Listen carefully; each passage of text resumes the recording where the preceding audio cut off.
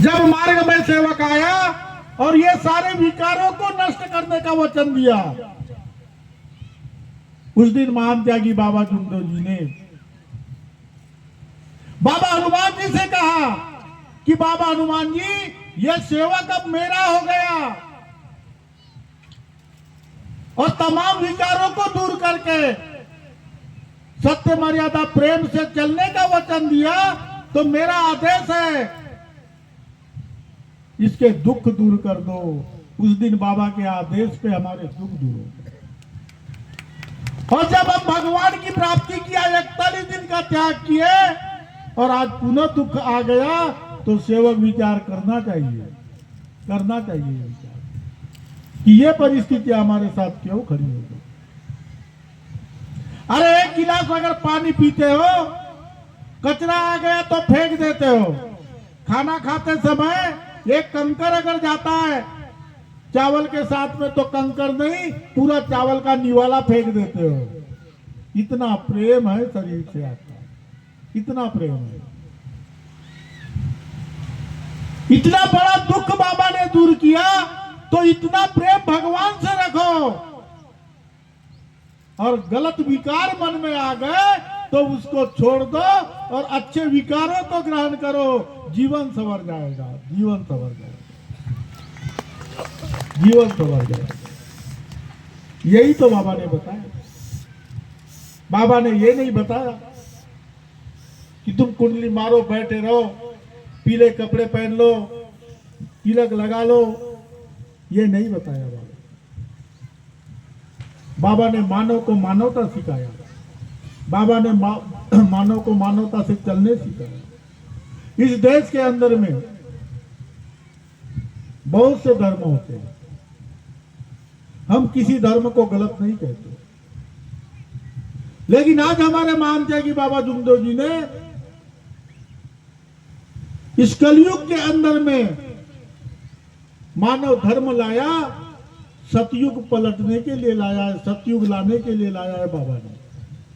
अब आपको ऐसा लगता है कि हम इतने लोग क्या करेंगे? मेरे साथियों, आपको विश्वास दिलाता हूं मैं, कौरवों की सेना कितनी थी?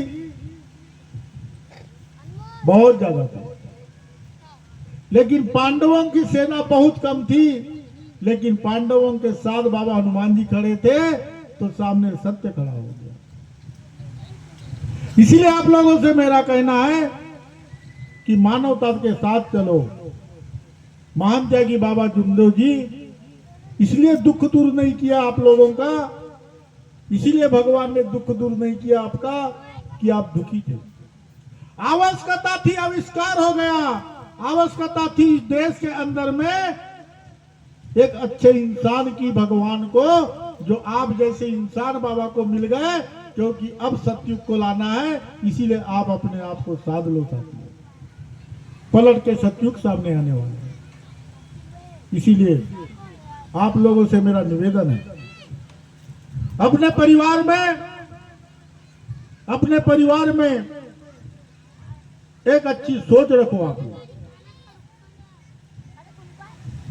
ज्यादा ना बोले, थोड़ा बोलो, लेकिन बाबा के आदेश प्रमाणे बात करो। क्योंकि आपने ईमान दिया है सबने। किसी ने पैसा दिया क्या? किसी ने नहीं दिया। आपने ईमान दिया और भगवान ले गए, तो आप उस बात की हर समय तपासनी करते रहो कि हमारा ईमान कहीं मजबूत है या नहीं। अगर हमारा ईमान मजबूत है तो फिर भगवान हमारा है, और हमारा ईमान ही नहीं है तो फिर भगवान कहाँ का है? कहाँ का भगवान है? इसीलिए आप अपने ईमान के पास खड़े हो। उस ईमान को मजबूत रखने के लिए रोज सवेरे की विनंती बोलते हैं हम लोग। बोलते कि नहीं बोलते? जीवन में की हुई पूजा और पुराने विचार बंद किया, रोज बोलते हैं। जीवन में की हुई पूजा, पुराने विचार बंद किया, हम रोज बोलते हैं, लेकिन आचरण नहीं करते हम। तो क्या ये भगवान को नहीं दिखता क्या? जब हमारी टीवी, कैंसर, क्षय रोग, भूत बाधा, ये सारी चीजें भगवान को दिख गई और 1 मिनट में ये दुख दूर हो गया, तो क्या हमने गलत कर्म किया तो भगवान को नहीं दिखा क्या? और जब दुख आ गया तो कार्यकर्ता के पास जाते हो, लेकिन कोई ये नहीं कहता कि मैंने गलत कर्म किया। कोई कहता है क्या?